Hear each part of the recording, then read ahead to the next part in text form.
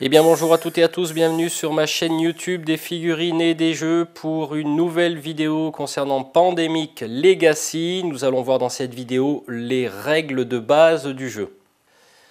Alors j'avais déjà fait une première vidéo où j'avais présenté Pandemic Legacy ainsi qu'une extension que j'avais achetée qui s'appelle In Vitro. Nous allons donc aborder la mise en place dans cette vidéo de tout le matériel nécessaire ainsi que des cartes personnages à choisir pour évoluer dans le jeu.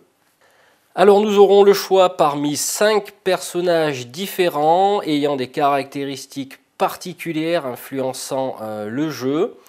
Pour commencer donc nous choisissons un voire deux personnages car Pandémie est un jeu mode coopératif de 2 à 4 joueurs.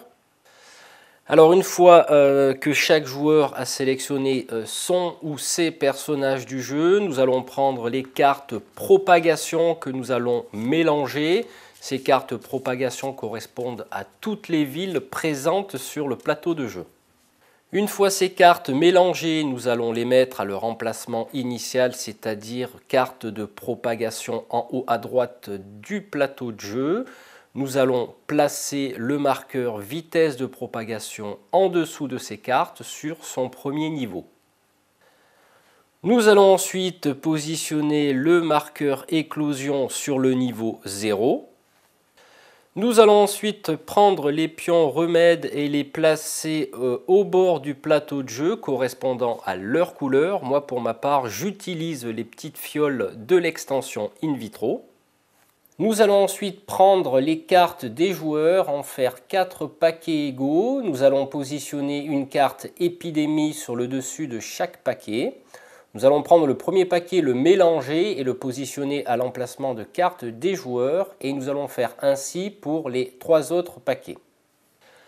Nous allons ensuite prendre une station de recherche et la positionner sur Atlanta, car c'est ici que se trouve une des plus grandes stations de recherche sur les maladies du monde. Nous allons prendre bien sûr les pions correspondant à nos personnages et les positionner sur Atlanta, à savoir que les pions que j'utilise ne sont pas dans la boîte, c'est des petites extensions dont je parle dans ma vidéo antécédente. Une fois tout ceci placé, nous pouvons commencer le jeu.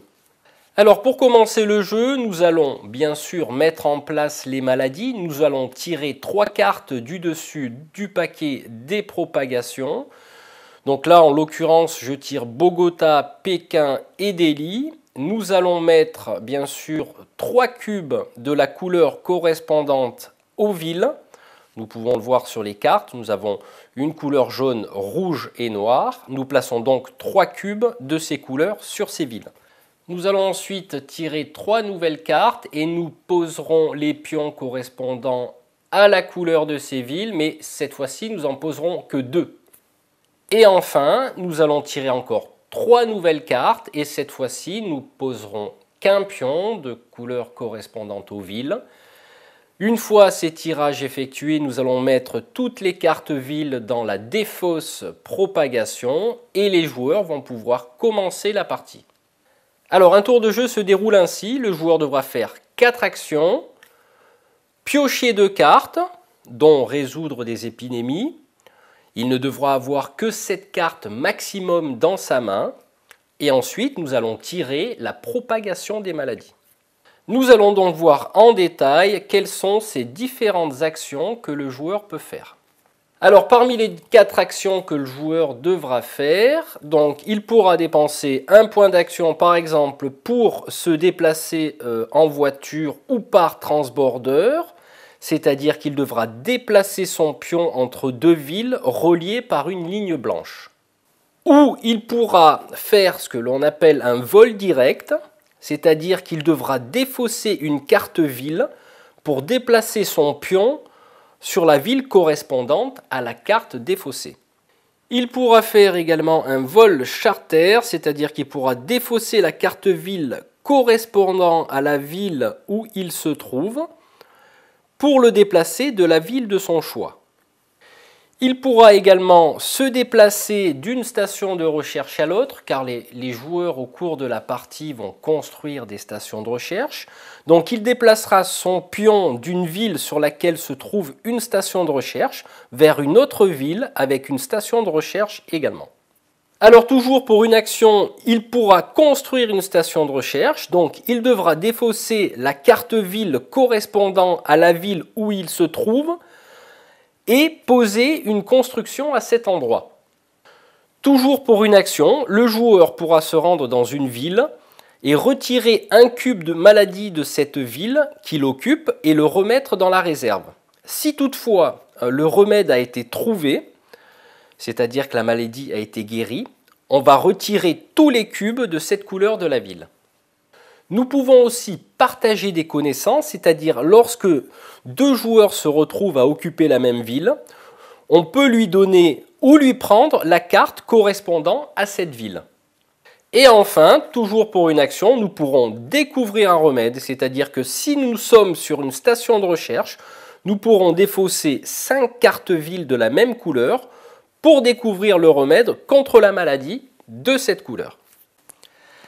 Alors une fois que le joueur a fait ces 4 actions, il devra piocher 2 cartes de la pile de la carte des joueurs, tout en veillant à ne garder que 7 cartes en main.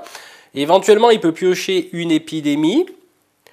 Une fois qu'il a fait ces actions-là, il devra tirer en dernier les cartes propagation correspondant au marqueur de vitesse de propagation. Un exemple, si la vitesse de propagation est de 2, il tirera 2 cartes. Il terminera ainsi son tour. Pour simuler la propagation des maladies, quand il aura pioché ces 2 cartes, il mettra un cube correspondant à la couleur et à la ville de ces 2 cartes. Ensuite, pour terminer son tour, il défaussera ces 2 cartes qu'il mettra dans la défausse des cartes propagation. Si au cours de sa pioche, il tombe sur une carte épidémie, il devra effectuer les 3 phases suivantes. Dans un premier temps, il avancera le marqueur vitesse de propagation d'une case, que l'on appelle accélération. Deuxièmement, il passe à la phase infection. Il devra piocher une carte du dessous du paquet propagation et placer 3 cubes sur la ville tirée et défausser cette carte dans la défausse de propagation. Ensuite, il passera à la 3e et dernière phase de l'épidémie qui consiste à mélanger la défausse propagation et la placer sur le dessus du paquet de propagation. Nous allons aborder la règle d'éclosion. Lors de la phase de propagation des maladies, si un joueur tire une carte, par exemple le Caire, qui a déjà 3 cubes de sa couleur, elle ne pourra en recevoir un 4e. Dans ce cas, il y a éclosion, c'est-à-dire que toutes les villes reliées autour du Caire recevront un pion de la couleur du Caire, c'est-à-dire noir. Même Khartoum, qui est de couleur jaune, recevra donc un pion de couleur noire. Il peut effectivement y avoir des réactions en chaîne, mais il n'y aura pas d'aller-retour d'une ville à l'autre. Nous pouvons voir en dessous du pion de vitesse de propagation un chiffre qui correspond au nombre de cartes qui devront être tirées pour la propagation des maladies. Alors dans ce jeu, il y a 3 façons de perdre et une façon de gagner. La seule façon de gagner va être de découvrir les remèdes à nos 4 maladies. Pour cela, le joueur devra se rendre dans une station de recherche avec 5 cartes de la même couleur et pour un point d'action, il pourra découvrir un remède. Une fois que tous les remèdes ont été découverts, les joueurs gagnent la partie. Il y a donc 3 façons de perdre. La première façon est que le pion éclosion arrive sur la petite tête de mort.